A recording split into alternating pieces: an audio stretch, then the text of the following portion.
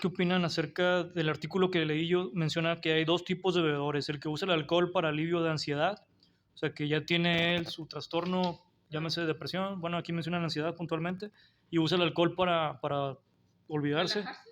Y el otro es el que busca los efectos euforizantes, el que quiere sentir la emoción, ¿no? Sentir la alegría que da la vida del alcohol. Pues ¿Qué opinan respecto a eso? yo pienso que los dos, o sea, esos dos tipos realmente tienen la misma raíz.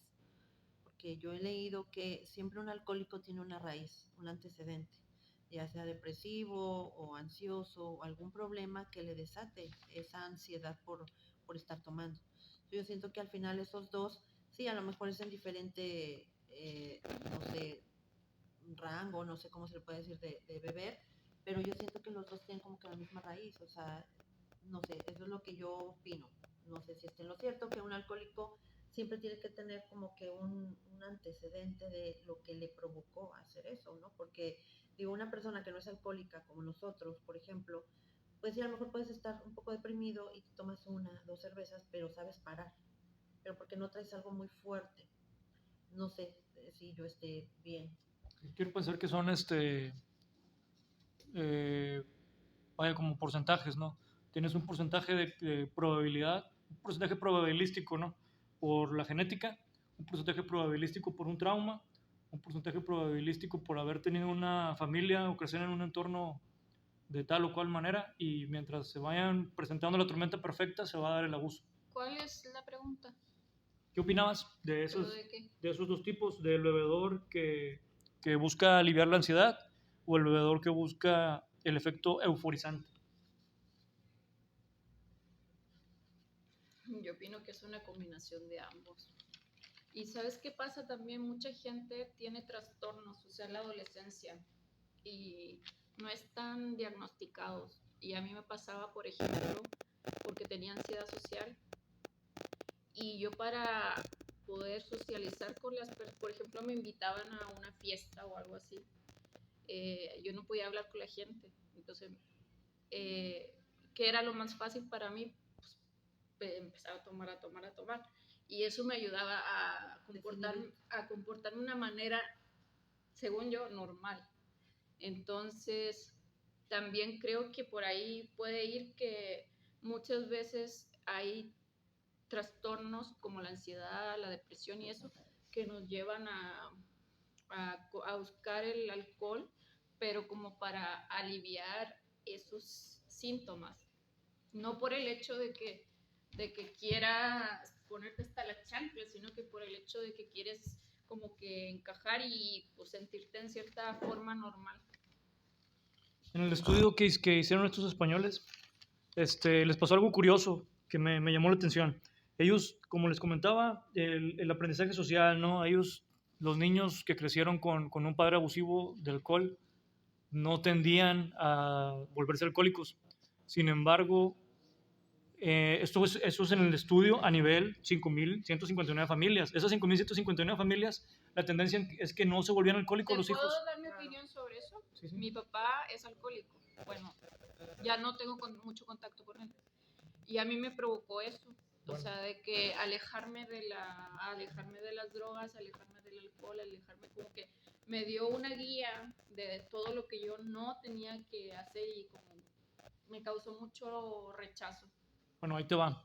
El efecto que te digo que me pareció curioso, que dentro de las 5.159 personas, familias, perdón, no son personas, son familias, que estudiaron, el porcentaje apuntaba a que no era un factor, más sin embargo, al moverse al estudio poblacional, se dieron cuenta de que sí había una relación, no total, pero sí había tendencia a que los padres a los hijos de padres alcohólicos resultaran con traumas, Claro. aún sin haber adquirido, ¿no? sin haber adquirido el uso de alcohol, ya de por sí ya traían un trauma, Claro. ansiedad, Obviamente.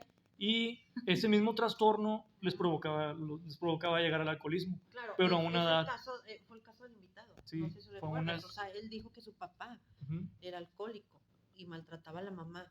Entonces, por común dices, bueno, pues no lo voy a repetir. Sin embargo, al señor, con esos vacíos que quiso rellenar o que quiso ocupar, pues empezó a beber. Pero ¿qué porcentaje es ese? Porque también está el otro porcentaje que dice, no, yo no quiero que me pase Ujú. esto, y pues tal vez no es alcohólico, pero pues tiene otros trastornos, por ejemplo, ansiedad, depresión, o son compradores compulsivos, o algo que haga como que llenar ese hueco, ese vacío, ese trauma. ¿Quién se puede volver adicto o alcohólico?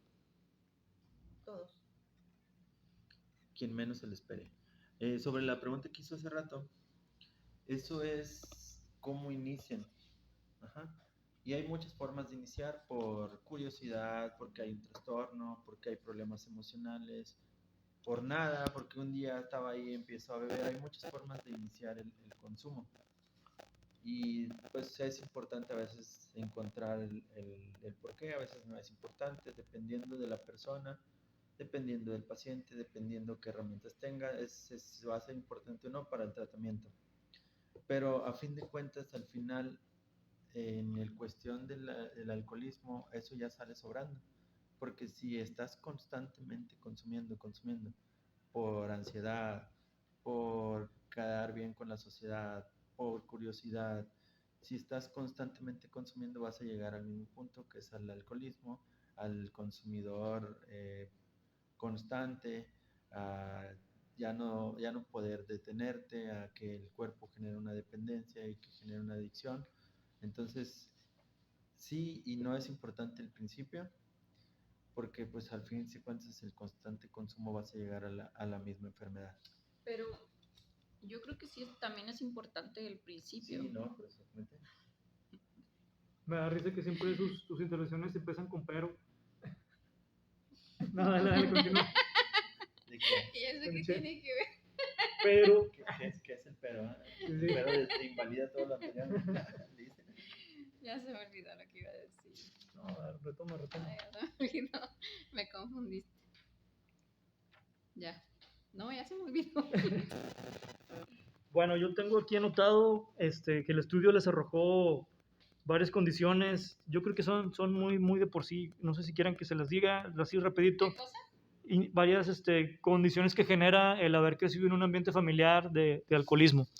Una es la irritabilidad del prole alcohólico, pues obviamente la persona, estamos hablando de abuso, ¿no? Trastornos afectivos, depresión en la pareja, por ejemplo, repercusiones en lo laboral y económico, como nos comentaban en el otro podcast, relaciones sociales pobres, son personas que no se relacionan con amigos y no tienen esa convivencia, patologías psiquiátricas como la drogadicción. O sea, el invitado, el ingeniero Oscar, ya ven que llegó a probar otras adicciones, no le funcionaron, lo suyo era el alcohol. Las relaciones sobreprotectoras, generalmente las parejas de los individuos que son abusivos terminan siendo sobreprotectores con los niños y esto les genera también traumas. Una nula estimulación temprana, son niños que terminan padeciendo retraso biológico y mental. Una incoherente normatividad familiar, quiere decir que las reglas son las que imponga el dictador muchas veces cuando están en una relación de abuso. O no hay reglas. O no hay reglas de plano. Sí, porque no es un padre ausente Es o un una ambiente madre caótico. ausente. O sea, O exactamente. sea, aunque esté ahí presente, pero está, al fin de cuentas está ausente, ¿no? Le diste al siguiente punto, es la ausencia de los padres. Una nula implicación en la educación, o sea, el niño ve ahí cómo aprendes. Y este tema, el artículo se enfoca mucho en esto, la vergüenza de las figuras paternas y cómo afecta. Porque, bueno, ya Como la vergüenza de la figura Sí, paterna. o sea, Ahí te va. como hijo, es decir, O sea, que yo mi me papá se siento murió. Puedes decir mi papá se murió para no decir mi papá es alcohólico. Sí. O en alguna reunión, no tengo papá. ¿Por Bueno. qué? Porque es la pena de decir, no, mejor no vaya, ¿verdad? Porque hace sus desfiguros o no sé, Y por ahí vaya. porque Los mecanismos de defensa. porque dice aquí que la afectación, en el estudio que hicieron, la relación en la afectación no es porque tus padres te avergüenzas de tus padres y eso te genera el trauma, sino que te genera el trauma el convivir con tus pares con una vergüenza de tus padres. O sea, no es de que tú te avergüenzas de tu papá y vas con tu vecino y la relación con tu vecino de tu misma edad no es igual porque te humillas tú mismo. No, claro, o sea, estás comparando constantemente por qué este niño, su papá se comporta de cierta manera y mi papá, o como decía él, el invitado, porque a ellos le regalan cosas en Navidad y a mí no me dan nada. Sí, me pareció interesante ese punto porque ahí estamos viendo que se aprenden las relaciones, no tanto en el núcleo familiar per se, sino en la interacción con nuestros iguales. Fíjate que yo no me... Mi papá, o sea, desde que tengo recuerdos, eh, mm, recuerdo que siempre fue alcohólico, o sea, pero nunca me sentí así como avergonzada de él. No, vergüenza de decir él es mi papá y no, nunca me pasó eso. Ok. Bueno, y después continúa con las personalidades que surgen de estos hijos que sufrieron tener un padre alcohólico. Hay una tendencia al abuso, del consumo. Ahí es donde ya se desmienten por sí mismo de que el estudio ya a nivel global nos dice que hay más probabilidad de 3 a 4, de entre 3 y 4 personas de cada 10 que tienen padres alcohólicos De repetirlo. de repetirlo, sí. Entonces ya es un margen más grande contra el 2 de cada 10 que Pero no lo fíjate que yo hacen. siento ahí, Gera, que entra también la parte socioeconómica, ¿no? Porque no es lo mismo un padre bebedor que a lo mejor tenga dinero y que tú como hijo te relaciones con otra clase de personas a que alguien que creció en un barrio y que Sí. tiene su papá alcohólico, entonces esa persona o ese hijo se va a relacionar Con otros con alcohólicos. otros alcohólicos Sí. y con otros que consumen Sí. sustancias, entonces yo creo que también entra ahí lo socioeconómico. Puede ser que Sí, ya totalmente. está como que lo que tú dices en esa clase social, por decirlo de alguna manera, ya está más normalizado Claro. el Porque no es lo mismo una persona que tiene un papá alcohólico y que te relacionas con un amigo en una universidad y que te va a decir, no, pues mira, échale ganas tú y sigue estudiando, a alguien que es a lo mejor de un barrio, digo, en todos lados se da, pero alguien que crece en un barrio bajo, que pues a lo mejor el consejo es decirle, ¿sabes qué? Olvida lo que está haciendo tu papá, tómate esta cerveza o vamos a tomar para olvidarlo, ¿no? Y no es lo mismo, sí, no es lo mismo, porque puede ser que no sea así. Claro, porque Ajá. en todos lados se da, pero yo digo que sí influye también el área socioeconómica. No sé si estoy mal, En cierto pero porcentaje. en cierto porcentaje, pero también eso como que va dentro de un estudio, puede ser dentro de un estudio que digas, bueno, vamos a hacer estos estudios en un área socioeconómica y en otra. A lo mejor se encuentran igual, pero no en el mismo nivel, siento yo. Fíjate que me retomaste a la otra materia que también di de retraso mental. Y está relacionado porque es el siguiente punto, los problemas cognitivos. Para prepararme para esa clase vi una conferencia de una psicóloga colombiana y ella hacía un ejemplo de que había un chico con retraso mental que creció hijo de políticos y llegó a un cargo muy alto en una empresa sin saber leer ni escribir. Entonces, apoyado gracias a sus al nepotismo. a sus palancas. Entonces ella hacía la burla de eso, ¿no? Que muchos acaban en la calle pidiendo dinero mientras que otros acaban... Y es el siguiente punto, los problemas cognitivos. El haber crecido con unos padres alcohólicos te llega a tener retraso mental. Pero eso, ¿qué porcentaje? Porque lo que yo he visto, no. O sea, ¿en qué te basas para...? En el estudio que te estoy mostrando. De España. Sí, de España. Sí, por eso aclaré la población, es distinto, pero yo creo que sí podemos aterrizar varios puntos en México, por ejemplo. Y esto del proceso cognitivo deteriorado, Pues estaría bien menso. eso del proceso cognitivo deteriorado también, es que es un caso único, Michelle. Yo estoy hablando de 5.194 personas. O sea, tu experiencia a lo mejor no coincide con esas 5.000, pero por eso te estoy contrastando Porque el de estudio es de España. No de Chile. aparte. Sí. Es que los chilenos son más chingones que los españoles. ¿Puedes No, yo repetir te lo al apuesto. micrófono? Y yo te lo Para- apuesto que aquí en México es Hubiera sido totalmente interesante diferente, ¿eh? traer números de México. Claro, totalmente Sí. diferente. Tú dices por qué, porque vi una película apenas de autismo que va es en Madrid. Entonces el bebé crece, no te imaginas, o sea, lo llevan a escuelas que le dan muchísimo potencial. De hecho, va a una escuela de puros niños con síndrome de Down. Que dices, en México, ¿cuándo va a existir eso? ¿No? ¿Eso Entonces yo dónde siento era? ¿En qué en país? Madrid, Ah, en Madrid. es que en España tienen un sistema de salud muy bueno. No, o sea, pero desde que la mamá está embarazada, o sea, es un proceso que lleva increíble. Entonces yo supongo que dentro del alcoholismo pues pasa lo mismo, ¿no? O sea, realmente va a influenciar mucho o a influir mucho los números, depende de los países, ¿no? Sí, Obviamente. totalmente. Por ejemplo, ahorita que hablas de lo del autismo, a mí me tocó ir a una conferencia, a un diplomado, Y nos ponían el ejemplo de que hay un país en África en donde se les prohíbe a los niños mirar a los ojos a los adultos. Entonces ahí el autismo es algo que no tienen como contemplado ese factor que aquí sí. O sea, aquí sí es algo... Contacto visual. Sí, que tenga contacto visual contigo es un hack para determinar si es autista o no. Y para ellos no, porque está prohibido ver a los ojos. Y en México la salud mental, pues estamos un poquito... ¿Qué palabra podría utilizar? Pues culturalmente todavía nos falta, ¿no? Abajo de los Culturalmente chilenos. nos falta. Nos falta, Abajo de claro. los Y chilenos, dice económicamente también. acá No, y la chilena. culturalmente todavía Y bueno, estamos muy restringidos nos en vamos esas áreas. en el IMSS. ¿Están sacando cita en el IMSS con psicólogo? Sí, ¿Cuánto tarda? un mes. Y cuando es urgente te pasan, porque a mí me pasó, te pasan con un psiquiatra, te recetan medicamento, ten, y ya. Es todo. El psiquiátrico. Vas y ¿qué pasa? No sé. Ni siquiera te preguntan cómo estás, Medicamento y eso. ten, aquí está la receta, tómate esto. Y Para- ya después cuando se te venza, vuelves a regresar para conmigo para tratar- volver. O sea, no. Para tratar el alcoholismo, sí hay empresas. He sabido como el IMSS, he sabido agua y drenaje, algunas empresas que sí te dan incapacidad cuando tienes un problema de alcoholismo o adicción a alguna sustancia y vas a tomar tratamiento, porque sí lo he visto, no en todos, pero sí ha pasado.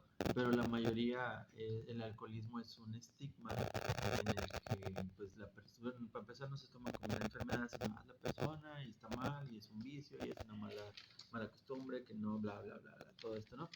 Y entonces no se le da la importancia necesaria al alcoholismo como una enfermedad para tomar el tratamiento y dar el tratamiento. Para empezar, las clínicas especializadas en adicciones o en alcoholismo, muchas no están reguladas.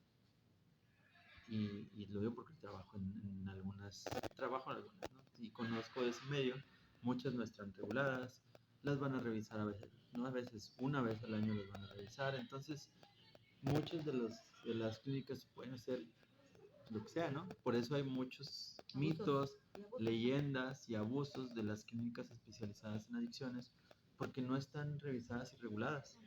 Ajá. Bueno, ahorita que hablamos de abordaje, el estudio a la par estaba tratando de disminuir el alcoholismo, ¿no? Y hicieron campañas para que la gente dejara de tomar. Y las cosas que hicieron son muy, muy comunes como las de aquí, ¿no? Prohibir la bebida en días festivos, subir impuestos. Y lo que consiguieron fue que la población de 15 a 34 años disminuyera drásticamente su nivel de bebida. O sea, se vio un bajón grande en esa población. ¿En cuál? En la población de los de 15 a 34 años. Okay. Porque no tienen tanto recurso económico. O sea, dijiste que le aumentaron el precio. Sí, posiblemente pueda haber sido un factor Ajá, que influyó. sí. No menciona exactamente los factores. Otro es de 35 a 45 se vio una baja muy poquito. Haz de cuenta que ahí casi ni se notó, pero sí hubo un descenso. Mientras que los de 46 a 65 años no bajaron nada. Estas personas sí siguieron con su mismo consumo. O sea, lo que yo he visto, por ejemplo, cuando hacen ley seca y eso, es que los días antes Claro. andan, pero llenan el carrito y se vacían todos los estantes. Y aunque no consumas mucho, es psicológico. Sí. Cuando te dicen está prohibido o va a estar prohibido, entonces te surtes, ¿no? Y empiezas Sí. a comprar, aunque realmente no te lo vas a tomar, pero realmente es algo Oye. psicológico, es algo prohibido y lo prohibido pues llama la atención. Y más los regios. Existe la leyenda urbana de que lo hacen a propósito para que consumas más, ¿verdad?